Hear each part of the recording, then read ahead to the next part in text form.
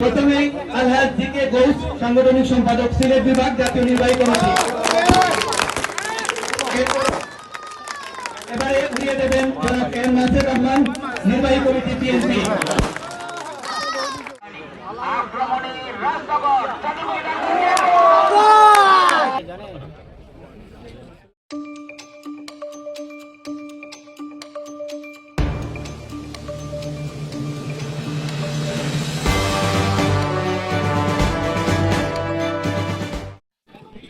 আজকে সাইফুর রহমান স্মৃতি আমন্ত্রণমূলক টুর্নামেন্ট শুরু হয়েছে।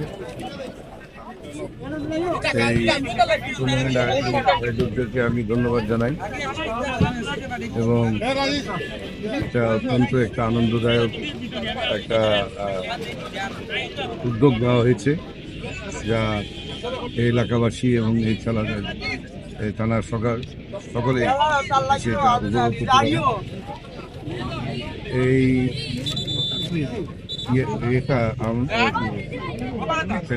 ফুটবলের উদ্যোগ এবং আইডিয়াটা আমার ভাতিজা সাফির রহমান নিয়েছে এবং আমি আশা করি এই টুর্নামেন্ট প্রতি বছর ইনশাল্লাহ শীতকালে আমরা আয়োজন করার ব্যবস্থা করব। পরবর্তীতে হয়তো আমরা মৌলভীবাজার এম সাইফুর রহমান স্টেডিয়ামে এটাকে পরবর্তী বছরে এই খেলার আয়োজন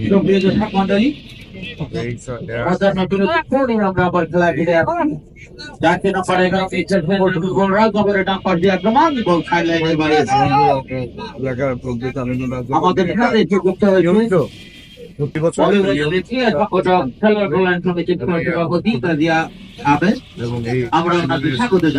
আয়োজনের সকলকে ধন্যবাদ জানাই। উনি সব খেলা দেখে আজকে যাবেন ইনশাআল্লাহ। ধন্যবাদ জানাই এবং এই ফুটবল খুব সুন্দর মাঠটা খুব সুন্দরভাবে আয়োজন করা এবং এই যে সমস্ত সার্বিক যে আয়োজন খুব সুন্দরভাবে হয়েছে, সবাইকে ধন্যবাদ জানাই এবং সাংবাদিক ভাইদেরও ধন্যবাদ জানাই আজকে জড়িয়ে করার জন্য। এবং এটা 2 সপ্তাহব্যাপী চলবে এবং 27 ফেব্রুয়ারি মাসে এটা ফাইনাল অবস্থা হবে।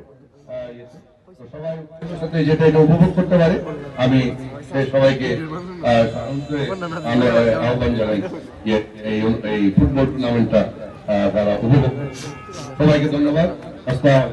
ধন্যবাদ। বিশেষ অতিথি সমাজ কল্যাণ সমিতি আজকের এই যে সাইফুর রহমান স্যারের স্মৃতিকে আরো বিকশিত করার জন্য আজকে যে ফুটবল টুর্নামেন্ট আয়োজন করেছে, সত্যি এটা একটি প্রশংসনীয় উদ্যোগ। আমরা অনুরোধ করব এটা যেন মাঝপথে থেমে না যায়।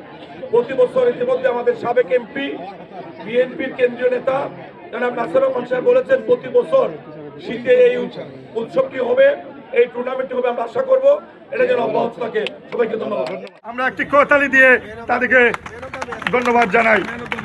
আজকের খেলার man of the match Kamran পুরস্কার তুলে নিচ্ছেন আমাদের প্রধান অতিথি এবং বিশেষ অতিথি সহ সবার কাছ থেকে।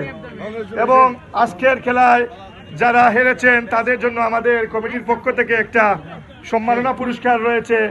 আপনারা আমাদের সম্মাননা পুরস্কারটি গ্রহণ করার জন্য ক্যাপ্টেন এবং 2 জনকে সাথে নিয়ে আসার জন্য অনুরোধ জানাচ্ছি। শায়েস্তাগঞ্জ ফুটবল একাডেমি, শায়েস্তাগঞ্জ প্রধান অতিথির কাছ থেকে পুরস্কার তুলে দেওয়ার জন্য অনুরোধ জানাচ্ছি। আমরা হাততালি দিয়ে